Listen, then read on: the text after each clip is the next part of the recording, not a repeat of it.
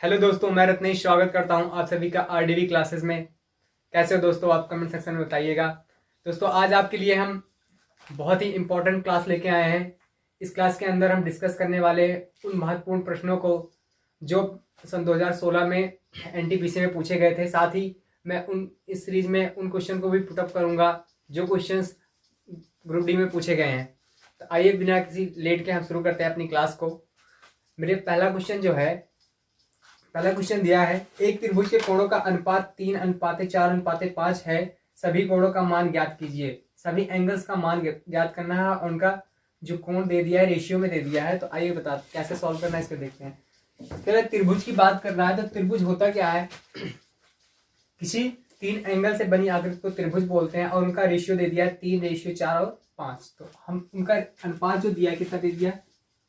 3:4:5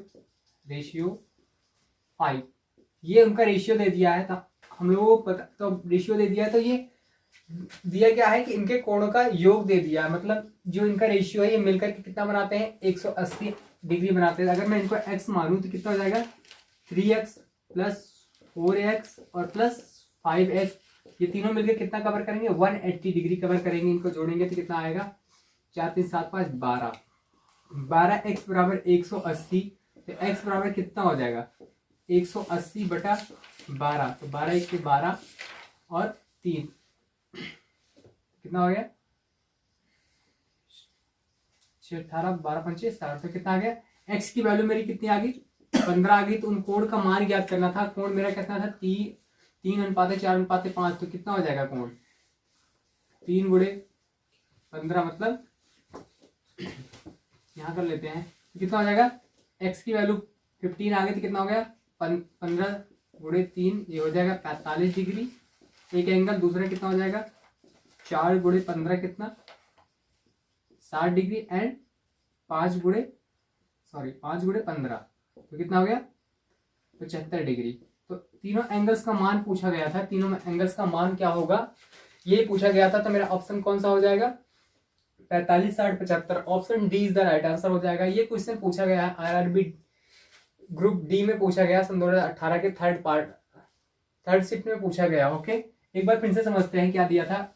ये एंगल का रेशियो दे दिया था। एंगल का रेशियो कितना दिया है?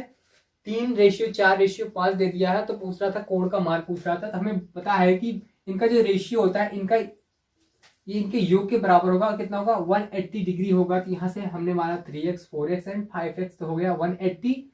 180 किसके बराबर हो गया? 12x के। तो x का मान कितना आ गया? 180/12 बराबर कितना? x का मान 15 आ गया। तो हमने यहाँ x का मान पुटअप किया तो हमारे पास एंगल्स कितना निकल के आया? 45 degree 60 degree and 75 degree. I hope आपको समझ में आया होगा। अगले क्वेश्चन की बात करते हैं जो पूछा गया है।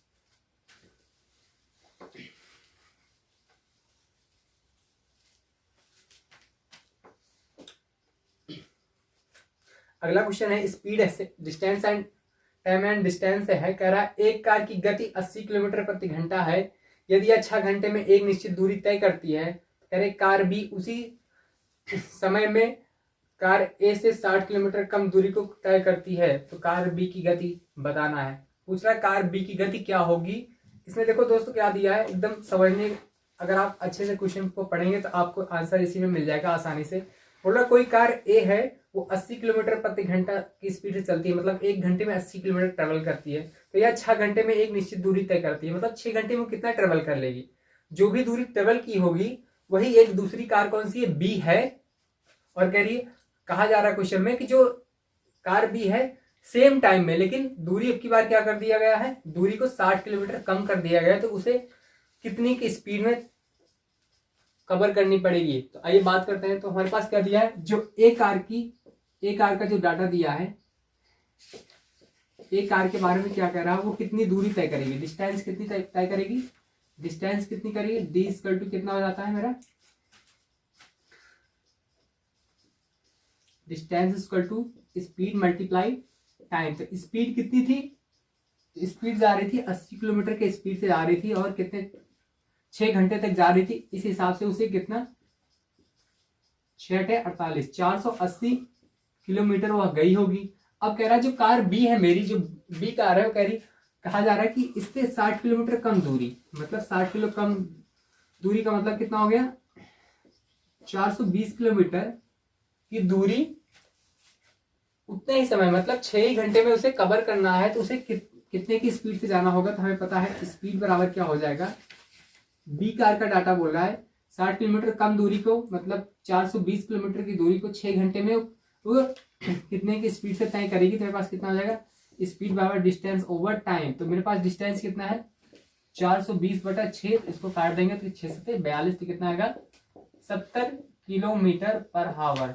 वो जो बी वाली कार थी वही दूरी 70 किलोमीटर पर हावर की स्पीड से उसको कवर कर लेगी 6 घंटे में। ओके, अगला क्वेश्चन करते हैं।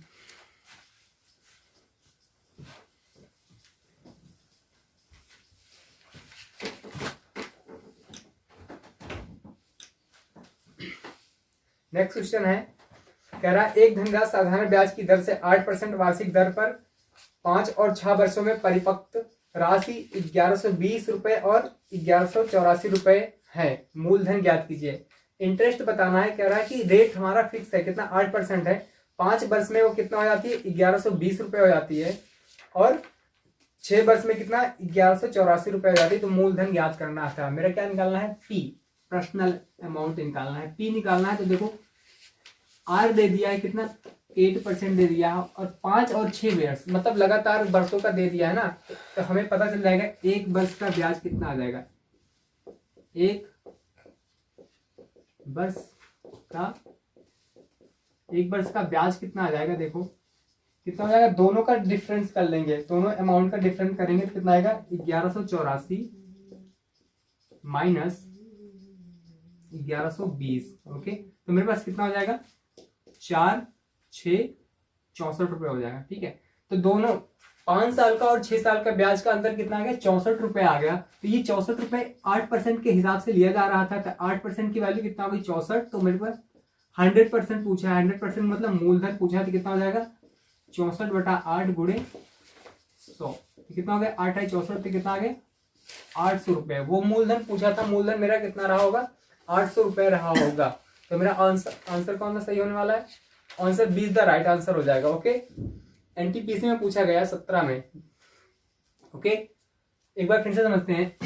रेट दे दिया है 8% का और बोल रहा है कि 5% में 5 वर्ष में कितना हो जाती है 1120 रुपए हो जाती है और 6 वर्ष में कितना हो जाएगा अमाउंट 1184 रुपए हो जा रहा है। तो एक वर्ष का ब्याज कितना हो जाएगा, लगातार बढ़ रहा है ब्याज, ठीक है, तो कितना हो जाएगा वो 64 रुपए हो जाएगा। और ये 64 कितने पे बढ़ रहा है 8% के रेट से बढ़ रहा है। तो मेरे पास 100% का मान पूछा था, 8% का मान दिया 64, तो 100% कितना हो जाएगा 800 हो जाएगा। ओके,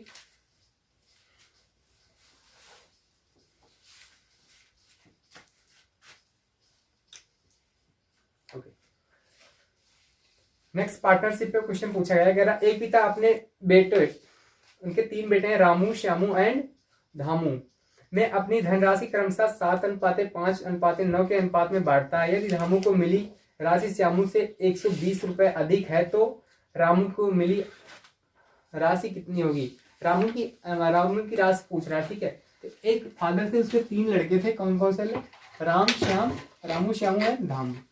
तो कितना है रामू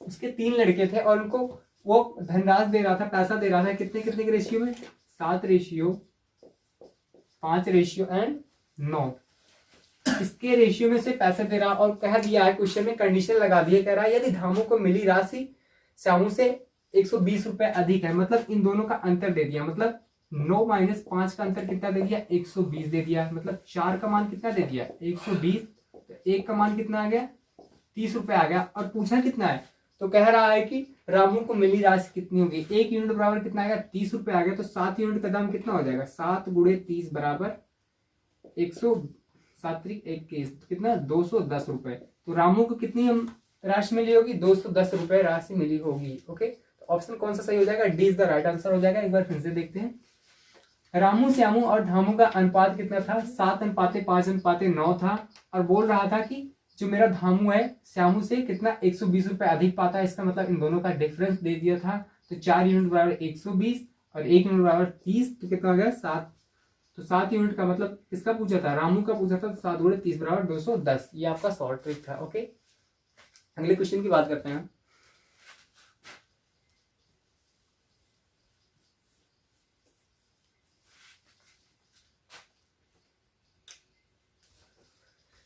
बहुत ही अच्छा क्वेश्चन पूछा है इसने। एनटीपीसी 2016 में फर्स्ट टाइम में पूछा गया। कह रहा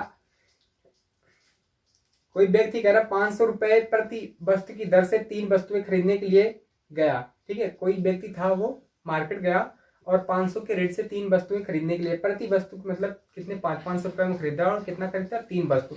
कह रहा हालांकि दुकानदार पर दी गई छूट के अनुसार आपको 2 वस्तुएं खरीदने पर एक मुफ्त मिलेगी। मतलब 2 वस्तुएं खरीदता तो उसे एक मुफ्त मिलती। इस सौदे पर कुल छूट की दर कितनी होगी। तो कितनी छूट मिल रही है अभी देखते हैं। 5 उसका ये दिया है, देखो एक वस्तु का दाम दिया है 500 रुपए, तो कितना हो जाएगा 3 का 1500 रुपए में उसे खरीदना था, लेकिन उसने छूट क्या दे दिया। देखो दुकानदार ने छूट दे दिया। कह रहा हालांकि दुकानदार दी गई छूट के अनुसार आपको 2 वस्तुएं खरीदने पर एक वस्तु मुफ्त में मिली। मतलब 2 वस्तु खरीदने पर एक मुफ्त में मिल जाती है। इसका मतलब क्या हुआ कि 2 अगर वो खरीदता तो कितना 2 खरीदता तो कितना 1000 रुपए से खर्च होते और एक मुफ्त में मिल जाती तो उसका कितना रुपया शेष बच जाता 500 रुपए शेष बच जाता है। बच किस पे रहा, देखो 1500 पे बच रहा ना, तो बच कितने पे रहा 1500 पे। तो यही परसेंटेज पूछा था इसे कितने परसेंट की। कह रहे इस सौदे पर कुल छूट कितनी होगी। कुल छूट पूछ रहा था तो कितना हो जाएगा 5 के 5 5 15, तो कितना हो जाएगा 100/3 बराबर कितना 33 सही 3% उसे 33 सही 3% की छूट मिल जाएगी। ओके, एक बार फिर से समझते हैं। बहुत ही अच्छा क्वेश्चन था। कह रहा था कि 500 रुपए प्रति वस्तु की दर से 3 वस्तुएं खरीदने के लिए वो मार्केट गया था, तो कितना खर्च करता, अगर 1500 रुपए खर्च करता। लेकिन उसे पता चल गया कि डिस्काउंट पता चल गया। ग्राहक ने बोला कि भाई अगर तुम 2 वस्तु खरीदोगे तो एक तुम्हें फ्री में मिल जाएगी। तो भाई 2 वस्तु उसने खरीद ली 1000 रुपए की, तो उसे 500 रुपए तो छूट मिल गया, क्योंकि 500 रुपए वाली वस्तु एक वस्तु उसे फ्री में मिल जा रही है। तो कितना 500 रुपए का उसे डिस्काउंट मिल रहा है कितने पे 1500 रुपए पे। तो ये डिस्काउंट का रेट कितना आ गया 100/3 बराबर 33 सही 3। ठीक है, अगले क्वेश्चन की बात करते हैं।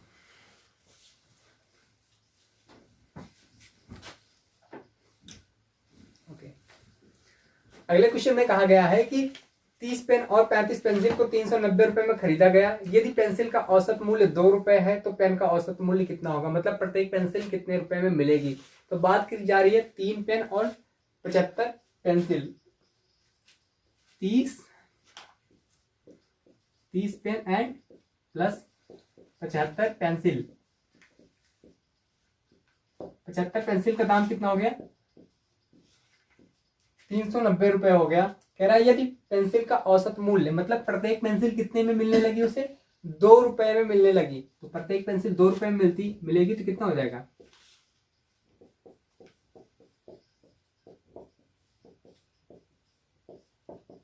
390, ये कितना हो जाएगा 60 प्लस 75 पेंसिल 390। यहां से कितना हो जाएगा 75 पेंसिल बराबर कितना हो जाएगा 75 पेंसिल बराबर हो जाएगा 390 माइनस 60 कितना हो जाएगा 0 330। ओके, अब 75 पेंसिल की बात हो रही थी। एक पेंसिल का मूल पूछा था, मतलब एवरेज पूछा था। पेंसिल बराबर कितना हो जाएगा, सॉरी पेन का नहीं दिया था पेंसिल का दिया। एक सेकंड देखते हैं, यहाँ पे गलती होगी थोड़ी सी। क्या दिया है पेंसिल का दिया था, पेन का पूछा था। ओके, तो पेंसिल का कितना है 30 पेन, यहाँ पे थोड़ा क्वेश्चन में हो गए। तो 75 गुणे कितना हो जाएगा 2 हो जाएगा और कितना हो जाएगा 390। यहाँ पे 30 पेन होगा और कितना हो जाएगा 150 हो जाएगा। कितना प्लस 150 बराबर 390 और 30 पेन बराबर कितना हो जाएगा 390 माइनस 150। यहाँ से घटाएंगे कितना आएगा 0 4 240। ओके 240। अब देखो 30 पेन बराबर दे दिया है, ठीक है 30 पेन बराबर 240। तो एक पेन बराबर कितना हो जाएगा, एक पेन का ही दाम पूछा है तो कितना हो जाएगा 240/30, इसको काटेंगे इसको, तो औसत मूल्य कितना आएगा, हर एक पेन कितने में मिलने लगी, 8 रुपए में मिलने लगी। तो ऑप्शन कौन सा सही हो जाएगा, सी इज द राइट आंसर हो जाएगा। एक बार फिर से समझते हैं। बोला है 30 पेन एंड 75 पेंसिल का मूल्य कितना है, 390 रुपए है। तो उसमें कह रहा है कि अगर प्रत्येक पेंसिल मेरा 2 रुपए की मिलती तो 75 पेंसिल टोटल है तो 150 रुपए की, तो पेंसिल हो गई। अब बचा 30 रुपए पेन, तो मैं पेंसिल में जब टोटल में से पेंसिल का दाम घटा दूंगा तो बच जाएगा मेरा इसका पेन का, और 30 पेन का पता है 240 रुपए, तो एक पेन का कितना हो जाएगा, 8 रुपए हो जाएगा। ओके,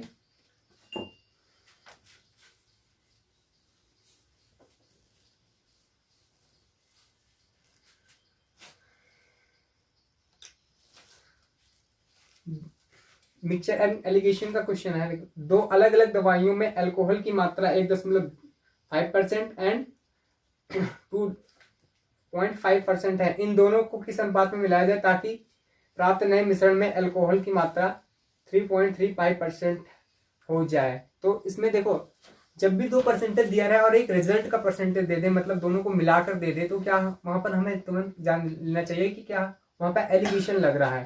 ठीक है,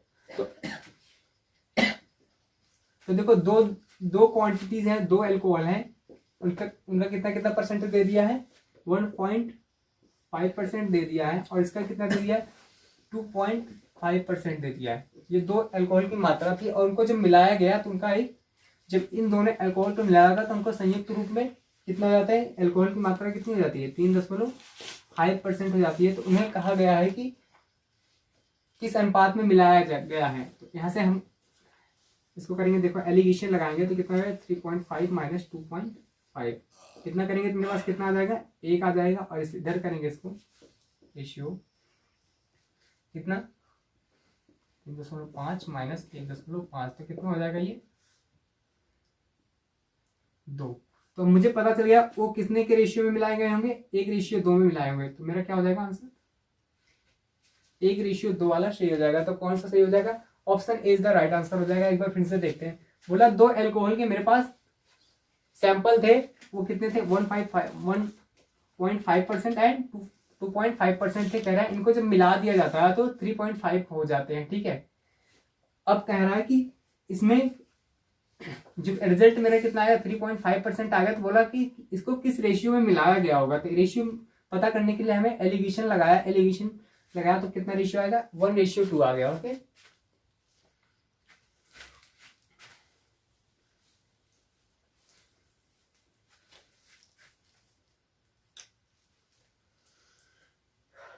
अगला क्वेश्चन है, निम्नलिखित समुच्चयों में से कौन सा सहभाज्य संख्याएं हैं। को प्राइम नंबर पूछा है, व्हाट इज द को प्राइम नंबर। अगर जिसको पता होगा को प्राइम नंबर होता क्या है, वो क्वेश्चन को आसानी से कर ले जाएगा। ठीक है, जिसको डिफिनेशन ही नहीं पता होगी को प्राइम नंबर की, तो उसके लिए क्वेश्चन बहुत ही टिपिकल बन जाएगा। ये भी पूछा गया है, एनटीपीसी में पूछा गया क्वेश्चन है। आइए पहले बात करते हैं कि को प्राइम नंबर होता क्या है।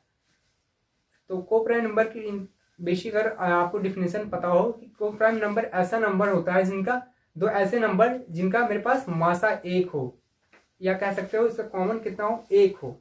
तो मासा 1 होगा, वही को प्राइम नंबर होगा। तो हमारे पास विकल्प में दे दिया है, देखो 43 और 129 दे दिया, 21 42 दे दिया, और 12 7 दे दिया, और 3 9 दे दिया। तो देख के ही पता चल रहा है कि हमारे क्वेश्चन में सीधा देखो 143 मल्टीपल है 129 में, 21 दूना 42 होता है, तो ये भी नहीं होगा। और तीसरा क्या है, 12 और 7 है, तो 12 7 से देखने ही पता चल जा रहा है कि इसका क्या मेरा मासा कितना है, 1 है, और 3 9 दे दिया, तो आपस में इसका मासा ही 3 हो जाएगा। तो हमारे पास आंसर कौन सा होने वाला है, 12:7। तो 12 एंड 7, तो ऑप्शन सी इसका सही होगा। कैसे, देखो इनका मासा अगर हम निकालेंगे तो मासा मेरे पास कितना आएगा, 1 आएगा, क्या HCF 1 आएगा। इसीलिए ये को प्राइम नंबर को डिनोट करेंगे। ठीक है, तो मेरा आंसर कौन सा हो जाएगा, सही, सी इज द राइट आंसर हो जाएगा।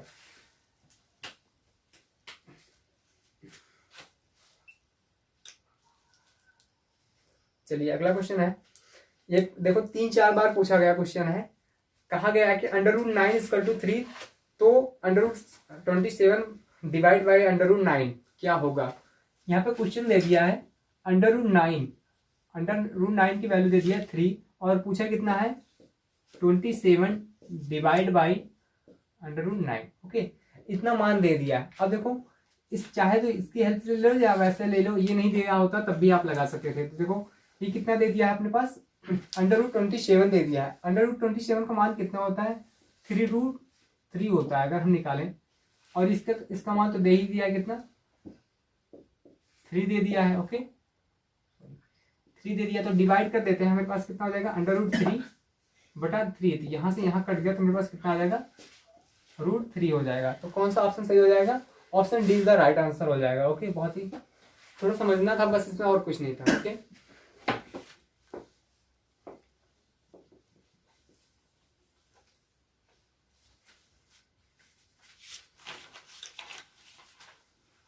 अगला क्वेश्चन है हमारा, कह रहा है कि 3.2 multiply 10⁴ divide by 2 multiply 10⁵। Question पूछा है, यही दिया है, इसकी वैल्यू फाइंड करना है, इसको क्या करना है, कैलकुलेट करना है, सिंप्लीफिकेशन का क्वेश्चन पूछा है। दे दिया है 3.2 10⁻14 और ये डिवाइड दे दिया है। डिवाइड कितने से दे दिया है, देखो डिवाइड कह रहा है कि 2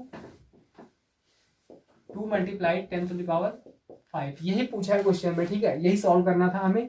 अब देखो कैसे करते हैं इसको एकदम आसानी से। 3.2 मल्टीप्लाई 10⁻, कितना हो जाएगा, ये हो जाएगा, और इसको डिवाइड कर देंगे कितने से, 2 मल्टीप्लाई 10⁻, कितना हो जाएगा, 5 से।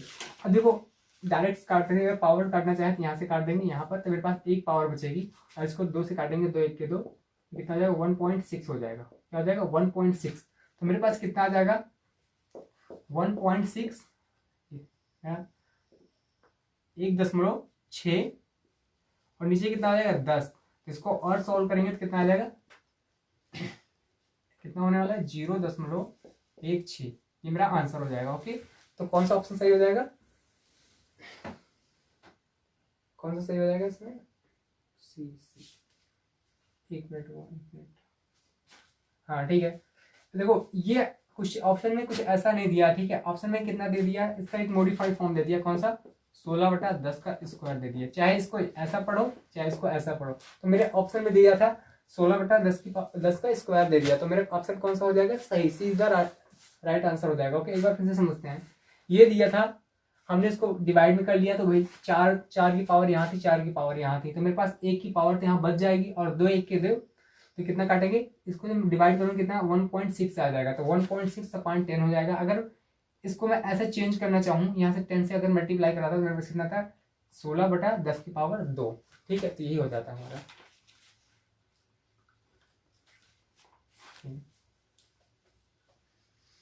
दोस्तों कमेंट सेक्शन में बताना कि क्वेश्चंस कैसे लग रहे हैं आपको।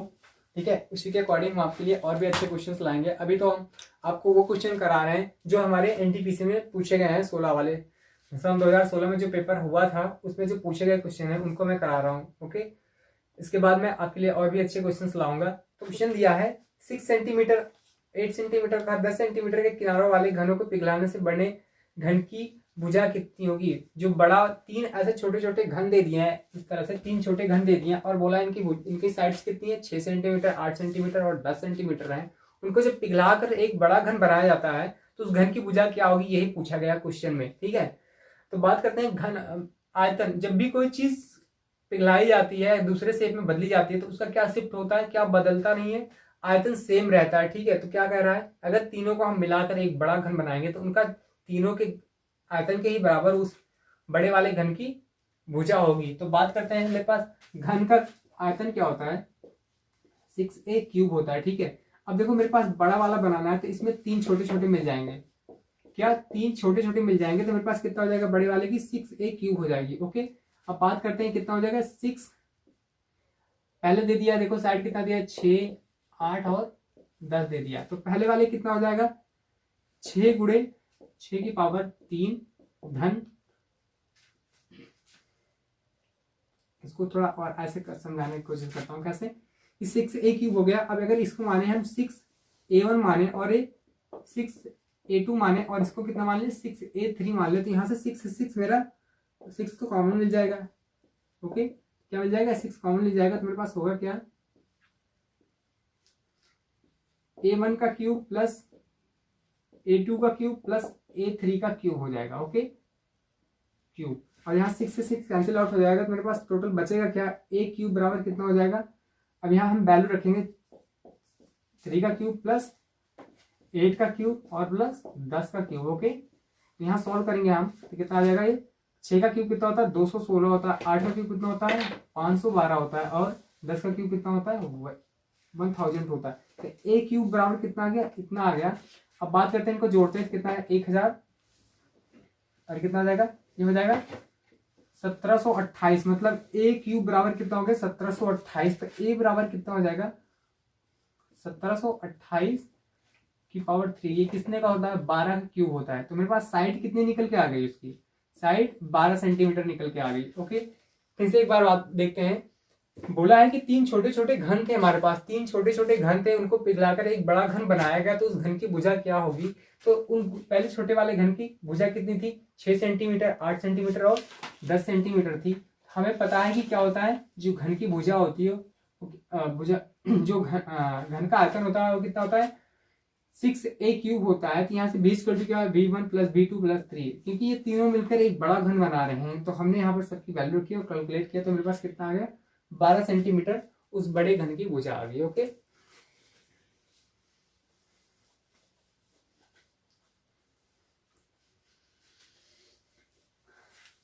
जब भी ऐसा कोई क्वेश्चन आएगा कहीं चीज पिघलाकर किसी दूसरे शेप में ट्रांसफॉर्म की जा रही है, तो उसका हमेशा क्या होता है आयतन ही चेंज होता है, बाकी और कुछ भी चेंज नहीं होता।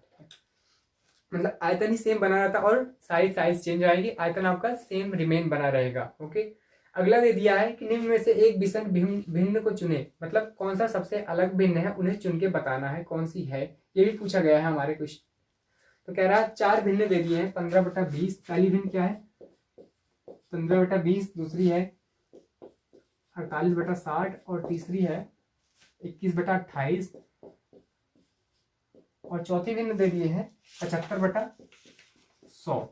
अब कह रहा है इन चारों भिन्नों में से कोई एक विषम है, मतलब एक जैसी, 3 तो एक जैसी मिलेंगी, चौथी सबसे अलग मिलेगी। तो कौन सी है मैं चेक करता हूँ, 5 से काटता हूँ, 5 से 15, 5 चौक 20, इसको करता हूँ, देखो 12 से करता है, 12 चौक 48, 12 पंचे 60, ठीक है, और इसको काटता हूँ 30 है, 7 से काटा हूँ 7 3 21, 7 चौक 28 और इसे 25 3 75, 25 चौक 100। देखो इसका रिजल्ट कितना आ रहा है 3/4 आ रहा है, इसका कितना 4/5 आ रहा है, और इसका 3/4 और इसका भी 3/4 आ रहा है। तो मेरे में विषम कौन सी है, इसका जो मान है 4/5 आ रहा है, इसका मतलब विषम मेरी कौन सी होगी 48/60 विषम हो जाएगी, बाकी सब मेरी एक जैसी है। तो मेरा आंसर कौन सा सही होने वाला है, आंसर हो जाएगा 48/60।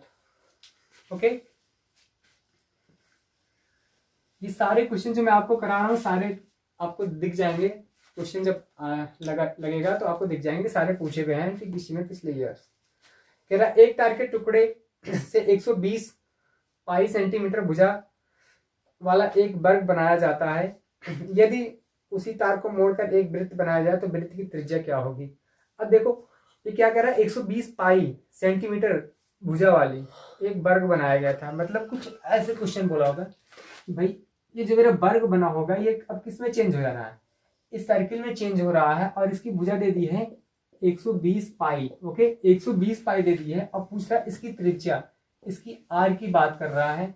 तो देखो जब भी कोई चीज एक शेप से दूसरे शेप में जाती है तो उसका हमेशा क्या पैरामीटर चेंज होगा, ठीक है, सॉरी पैरामीटर चेंज नहीं होगा, पैरामीटर सेम बना रहेगा, ठीक है। तो इसका देखो पैरामीटर कितना था टोटल, ये एक भुजा थी, तो इसका क्या होता है परिमाप कितना हो जाएगा, भुजा का परिमाप कितना हो जाएगा 4/120 पाई। ओके, ये इसका परिमाप हो गया। अब ये चेंज किस में हो रहा है, देखो चेंज किस में हो रहा है परिधि में पूरा चेंज हो जा रहा है, मतलब ये मेरा भुजे वाला जो साइज था वो किसमें सर्किल में चेंज हो जा रहा है, तो कैसे हो जाएगा ये इसके परिधि के बराबर ही तो चेंज होगा। यहाँ से हम कैंसिल करेंगे, देखो पाई से पाई कट गया और 2 1 के 2 2 दूना 4, तो मेरे पास आर का मान कितना निकल के आ गया 240 सेंटीमीटर। तो कितना आंसर हो जाएगा 240 सेंटीमीटर हो जाएगा, ऑप्शन सी इज द सही हो जाएगा। ठीक है, एक बार फिर से समझते हैं। बोला है एक मेरे पास स्क्वायर था, उसकी एक भुजा कितनी थी 120 पाई थी, जब उसको परिवर्तित करके एक क्या बनाया गया मेरे पास सर्किल वृत्त बनाया गया, तो उस वृत्त की त्रिज्या क्या होगी, ये आर का मान पूछा था। तो मेरे को पता है कि भाई ये बाहर ही तो जाके गोलाई बनी होगी। अब मेरे को परिमाप दे दिया 4, क्योंकि परिमाप से ही तो कवर होगा पूरा, तो परिमाप कितना दे दिया 4 परिमाप बराबर क्या होता है 4 गुणे भुजा होता है, तो 4 गुणे 120। यहाँ से मैंने ये किसके बराबर हो जाएगा हमारे परिधि के बराबर हो गया, तो मैंने सॉल्व किया तो आर का मान कितना आ गया 240 सेंटीमीटर आ गया। Okay,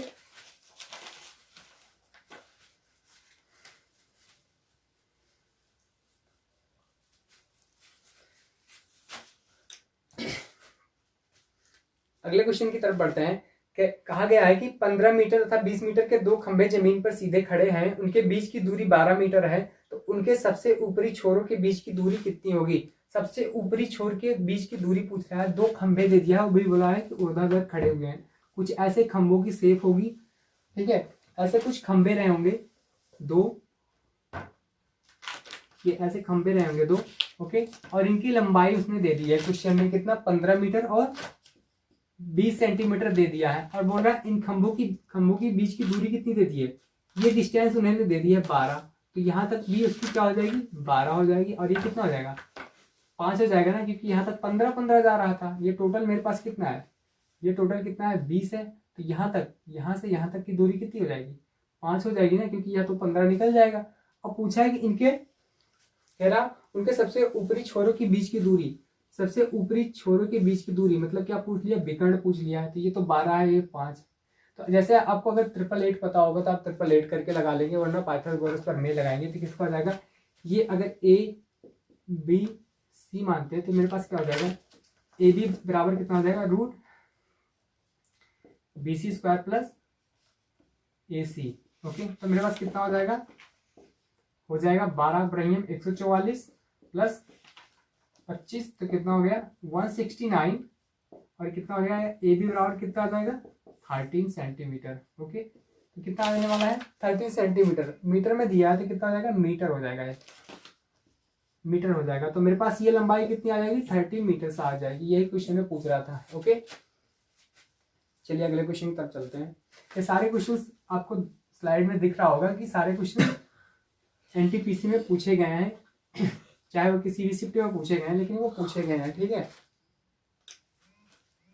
next question height and distance से अगेन पूछा है, बोल रहा है कि एक सीढ़ी एक इमारत के सहारे खड़ी है, सीढ़ी का आधार से 6 मीटर दूर है, सीढ़ी जो है आधार से 6 मीटर दूर है, तो कह रहे हैं सीढ़ी पर 14 मीटर की ऊंचाई तक पहुंचती है, तो सीढ़ी की लंबाई 14 मीटर तक पहुंचती है वो सीढ़ी। कह रहे हैं कोई एक मेरे पास दे दिया है, ये दे दिया है इमारत, ये मेरे पास क्या है ये इमारत है, और इसको बोला गया है कि यहाँ से एक 6 मीटर दूर कितनी सीढ़ी लगाई जाती है, और ये सीढ़ी कितनी दूरी तक लगाई जाती है 14 मीटर तक लगाई जाती है, मतलब इसकी ऊंचाई कितनी दे दी 14 मीटर दे दी। अगर इसको मैं ए बी सी मानता हूँ तो पूछा है कि सीढ़ी तो ऐसी लगाई जाती है ना, सीढ़ी कैसे लगाई जाएगी ऐसी लगाई जाएगी, तो मेरे पास क्या बन जाएगा ये, फिर अगेन वही लग जाएगा ए सी स्क्वायर बराबर कितना हो जाएगा बी सी स्क्वायर प्लस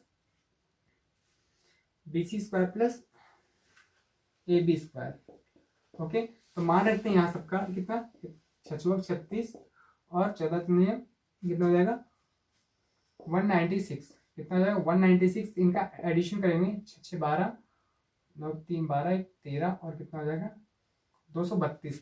अब देखो ए सी बराबर कितना, ए सी स्क्वायर बराबर 232, ए सी बराबर कितना हो जाएगा 232, कुछ ऐसा दे दिया। अब उसमें देखो क्वेश्चन पूछा है लगभग में, लंबाई पूछा है लगभग में, तो देखो ये किसके करीब आ रहा है 15 के करीब, मतलब कितना 225 के करीब आ रहा है, तो इसका आंसर क्या हो जाएगा 15 हो जाएगा, ठीक है। क्योंकि इसमें पॉइंट में आंसर नहीं दिया है तो हम पॉइंट में आंसर नहीं निकालेंगे, तो मेरा ऑप्शन कौन सा हो जाएगा सी इज द राइट आंसर हो जाएगा, यही पूछा है। ओके, बहुत ही सिंपल क्वेश्चन था ये।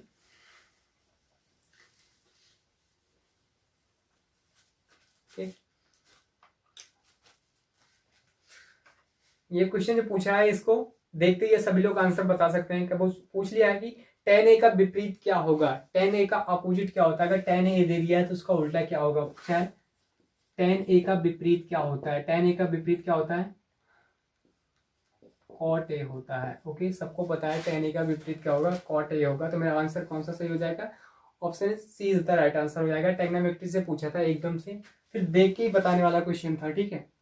ये क्वेश्चन पूछा गया था इसलिए मैं लाया था ताकि आपको पता चले कि एनटीपीसी किस तरह से पिछले साल क्वेश्चन जो कराए थे उसमें कैसे पूछा गया था। ओके, सिंप्लीफिकेशन से अगेन क्वेश्चन आ गया, बोला है क्वेश्चन में कह रहा है कि 16 minus 4 multiply 13 minus 6 divide by X equal to 12 दे दिया। तो कह रहा है एक्स की वैल्यू फाइंड आउट करके बताओ। एक्स की वैल्यू बोल रहा है प्राप्त करने को। अगर कुछ क्वेश्चन को मैं इस तरह से सॉल्व करना चाहूँ तो कितना हो जाएगा, 12 मल्टीप्लाई 7 भागे एक्स बराबर 12, ऐसा कुछ क्वेश्चन हो जाएगा। अब एक्स का मान पूछा तो कितना हो जाएगा, चाहे ऐसे काट लो या ऐसे कर दो, 12/7/12। एक्स को इधर ले जाओ, 12 से 12 कैंसिल आउट, तो एक्स का मान कितना आ गया, एक्स का मान मेरा आ गया 7। यही था एक्स का मान पूछा था, एक्स का मान 7 हो जाएगा। ठीक है, तो मेरा कौन सा ऑप्शन सही हो जाएगा, option C is the right answer हो जाएगा। दोस्तों अगर मेरी वीडियो अच्छी लगे तो प्लीज अपने दोस्तों में शेयर कीजिएगा और लाइक बटन दबा दीजिएगा,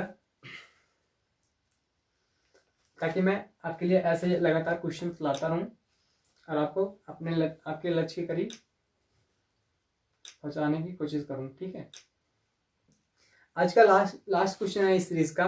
बोला है एक नाव की गति धारा के विपरीत 40 किलोमीटर पर आवर है तथा स्थिर जल में 55 किलोमीटर है।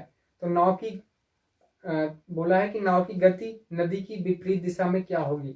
नाव की गति पूछा है, विपरीत दिशा में क्या होगी ये पूछा है। ठीक है, बोला है नाव की गति धारा की विपरीत दिशा में कितना है, धारा की विपरीत दिशा में। अगर मैं मानूं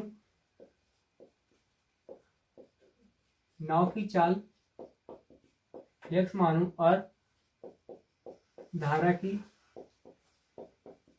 चाल y मानूं तो कितना हो जाएगा, धारा के विपरीत मतलब x माइनस वाई, वो कितना चलता है, 40 किलोमीटर पर आवर चलता है। ठीक है, 40 किलोमीटर दे दिया है, 40 किलोमीटर पर आवर दे दिया है। ओके, अब पूछ रहा है कि पूछा गया है कि स्थिर जल में 55 किलोमीटर है। अब कह रहा है तथा स्थिर जल में 55 किलोमीटर है। किसकी, नाव की चाल स्थिर जल में नॉर्मल कंडीशन में कितनी है, 55 किलोमीटर है। तो कह रहा है नाव की गति नदी की धारा की दिशा में कितनी होगी। धारा की दिशा में पूछा मतलब किसका मान पूछ लिया, x प्लस वाई का मान पूछ लिया, x प्लस वाई का मान पूछ लिया, और यहाँ से x का मान कितना दिया, 55 दे दिया। अब बात करते हैं अपने पास, तो कितना हो जाएगा, y का मान क्या निकल के आएगा, y का मान यहाँ से निकाल लेते हैं अपन लोग। तो y का मान रखेंगे यहाँ 55 माइनस वाई बराबर 40। तो y बराबर क्या हो जाएगा, 55 माइनस 40, तो कितना आ जाएगा ये 15। तो यहाँ से आ गया। ठीक है, 15 आ गया। और पूछा क्या है, x प्लस वाई का मान पूछा है। तो x का मान कितना, ऑलरेडी कितना दे दिया है, 55 दे दिया है। ओके, और इसमें कितना जोड़ देंगे, 15 और जोड़ देंगे। तो मतलब x प्लस वाई का मान क्या होने वाला है, 5 5 10, और कितना हो जाएगा 70। तो मेरा कितना हो जाएगा, 70 किलोमीटर पर आवर हो जाएगा। एक बार फिर से समझते हैं इसको। बोला है कि कोई नाव है, कह रहा नाव गति की धारा के विपरीत दिशा में 40 किलोमीटर की स्पीड से जाती है, मतलब x माइनस वाई बराबर 40 किलोमीटर पर आवर। कह रहा स्थिर जल में, स्थिर जल का मतलब नॉर्मल जल में किसकी, नाव की चाल कितनी है, 55 किलोमीटर है। कितनी है, 55 किलोमीटर पर आवर है। कह रहा है कि अगर ये पानी के सपोर्ट में बहती, मतलब धारा की दिशा में बहती, तो उसकी चाल क्या होती। ठीक है, जब भी कोई चीज धारा की दिशा में बहेगी तो वो साथ में जुड़ के चलेगी, क्योंकि पानी का सपोर्ट उसे मिलने वाला है। तो बात करेंगे तो क्या होगा, यहाँ y इक्वल टू क्या हो जाएगा, y का मान 15 किलोमीटर पर आवर मिल गया हमें। ठीक है, 15 किलोमीटर पर आवर मिल गया। तो x प्लस वाई पूछ रहा था, मतलब नाव की चाल प्लस धारा की चाल दोनों पूछ रहा था, हमने इसको जोड़ दिया तो कितना है, 70 किलोमीटर पर आवर आ गया। ठीक है, अच्छा क्वेश्चन था ये, हमारे सीरीज का लास्ट क्वेश्चन था। बात करेंगे, आपको अगला क्वेश्चन मैं होमवर्क पे दूंगा और उस क्वेश्चन को मैं कल कराऊंगा। वो क्वेश्चन क्या है, ओके, क्वेश्चन ये है, स्लाइड पे दिया है, एक वस्तु 12.5% के लाभ पर 4,500 रुपए में बेची गई, उस राशि का लाभ कितना होगा। लाभ पूछा है, कितना उसे लाभ होगा। ठीक है, तो ये क्वेश्चन मैं आपको होमवर्क में दे रहा हूँ। बाकी कल का जो मैं मॉक टेस्ट लेके आऊंगा तो उसमें आपको बताऊंगा इसका कैसे सॉल्व किया जाएगा। दोस्तों कमेंट करके आप जरूर बताइएगा कि जो मैं आपके लिए प्रैक्टिस ला रहा हूँ, मॉक टेस्ट ला रहा हूँ, कैसा लग रहा है आपको, और बेहतर कंटेंट आपको मैं प्रोवाइड कराने की कोशिश करूंगा। साथ ही साथ तो आप अगर मेरी वीडियो अच्छी लगी हो तो आप प्लीज़ चैनल को सब्सक्राइब कर दीजिएगा और अपने दोस्तों को भी शेयर कर दीजिएगा ताकि वो भी मेरी क्लास को अटेंड करें और अच्छा स्कोर करने के लिए उनमें इस वीडियो के माध्यम से उन्हें हेल्प मिल सके। ओके, तो इसी के साथ सभी को गुड नाइट, जय हिंद।